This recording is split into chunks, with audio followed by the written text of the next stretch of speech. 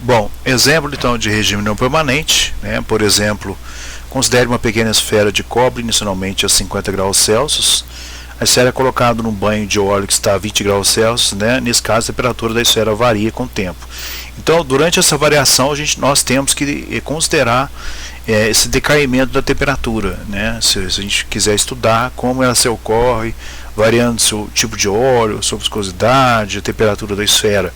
Então é um problema físico tipicamente transiente ou não estacionário. Então não interessa estudar, por exemplo, já o problema no regime permanente. Então certos tipos de estudos, problemas, nos interessa estudar no regime transiente ou não permanente. Por exemplo, o caso de processo de usinagem. Tá? Então não interessa depois que você usinou uma peça, o que é o estado final da peça já fabricada. Interessa sim durante o processo de fabricação o que vai acontecer, né, com aquela peça que está sendo usinada, a ferramenta de corte, como é que vai ser o desgaste e etc. Então interessa. Então é um problema de usinagem, por exemplo, é um processo típico transiente. Então nós temos que considerar a variação no tempo. Nesse caso aqui nos interessa o problema físico no regime permanente, né, depois que atingir o regime permanente. Não estaremos interessados em estudar a variação de temperatura durante o processo transiente. Tá? Então essa grande o que é importante ficar atento. Então certos problemas físicos, engenharia, né, não nos interessa estudar no regime permanente, sim no transiente e vice-versa. Então cada caso, né, deve ser analisado. Então exemplo de regime permanente, né? Então aqui eu tenho uma parede a 50 graus Celsius e no lado direito outra parede a 20 graus Celsius, né? Essa parede tem uma espessura de 10 centímetros, então vai me interessar depois que se estabilizou, quando eu ligo o aquecedor aqui e ligo outro aquecedor aqui, depois que se estabilizou, aí que eu vou calcular o fluxo de calor que passa da esquerda para a direita. Tá? Então aqui é um problema típico no regime estacionário ou regime permanente. Condução de calor no regime permanente, né? A gente viu, é dado pela lei de Fourier. Tá? Se a gente trabalhar com valores diferenciais e fazer integração, a gente consegue calcular a temperatura numa dada espessura da placa. Então integrando, né, a equação de Fourier, passando os diferenciais para cada lado até um certo comprimento, né, de T1 a T2, a gente vai encontrar o comprimento, né, dessa placa em função da lei de Fourier, né? E dada a lei de Fourier, a gente pode também integrar essa lei de Fourier, né, para calcular a taxa de transferência de calor. Mas se eu quiser calcular a taxa de transferência de calor para um dado espessor, como falei, em vez de fazer integral de 0 a L, eu faço de 0 a X. Aí eu calculo a posição para onde se tem uma determinada valor de temperatura. Então, por exemplo, se eu meço a temperatura numa certa posição da espessura da placa, eu tenho a posição, ou vice-versa, né? Então aqui é o contrário, eu quero a temperatura para uma certa posição da placa, né? Só voltando lá no slide para entender melhor, né? O X começa nesse ponto aqui, né, e vai aumentando da esquerda para a direita. Então vamos supor que X aqui é a metade da espessura da placa. Então para mim calcular a temperatura nessa metade eu vou usar essa fórmula, né, a 2.2. Então eu entro com o valor de T e outros valores vão ser dados, tá? Aí eu tiro a temperatura, tá, ok? Aqui é outra expressão, né, tá, ok? Para mim calcular essa temperatura para uma dada espessura, não depende aqui da taxa de transferência de calor. Observe que temos uma equação linear de uma reta do tipo y igual a menos bx, ou seja, a temperatura varia linearmente no interior do corpo sólido. Aqui uns exercícios, né, onde a gente vai usar a equação de Fourier e a temperatura, né, em função da posição x da espessura da placa, né. Então foram dados a condutividade térmica, a espessura da placa, a área na seção aqui, né, uma área de 2 metros quadrados, e as temperaturas, né. Aqui eu tenho 180 graus Celsius, aqui eu tenho 15 graus Celsius. Então o fluxo de calor vai da esquerda para a direita, né? Então, se eu quiser calcular a taxa de transferência de calor, é só substituir esses valores. E se eu quiser, por exemplo, ele pede que calcular a temperatura para uma posição x igual a 2 centímetros. Então, 2 centímetros da esquerda para a direita, eu vou usar essa fórmula aqui, tá? Aqui a solução, tá? Aqui alguns exercícios, tá ok? Que a gente vai fazer lá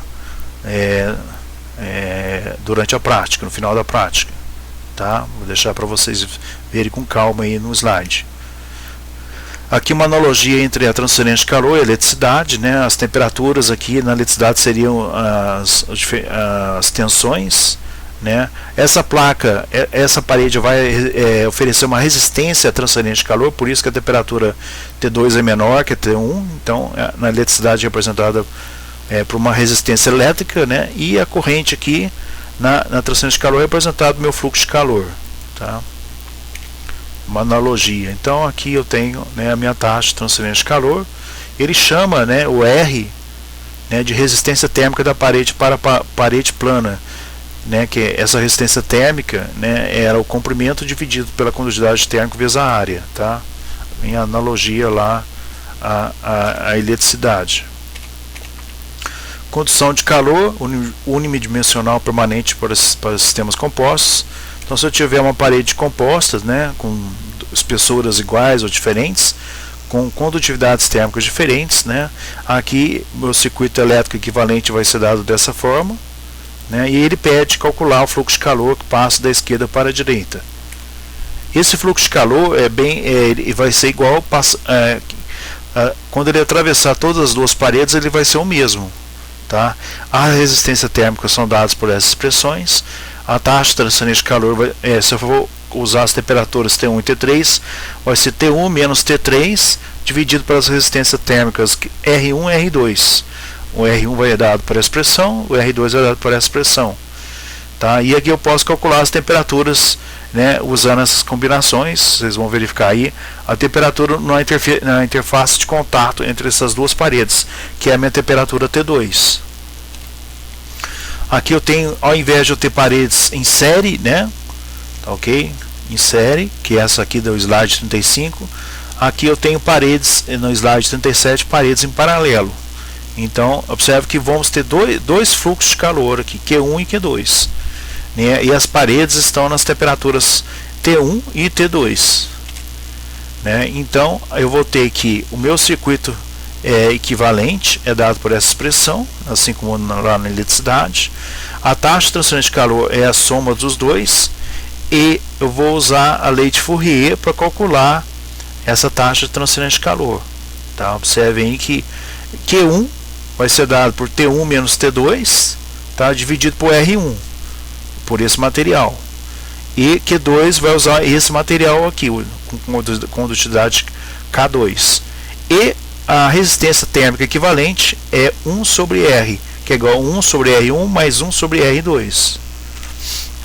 Então, aqui são dadas as resistências térmicas, né? E o Q final é dado por Q1 mais Q2. Tá? Muito parecido com lá nos cálculos de eletricidade. Aqui eu proponho um exercício para vocês. Tá? Calcular a resistência térmica total, a taxa total de transferência de calor e os fluxos Q1 e Q2.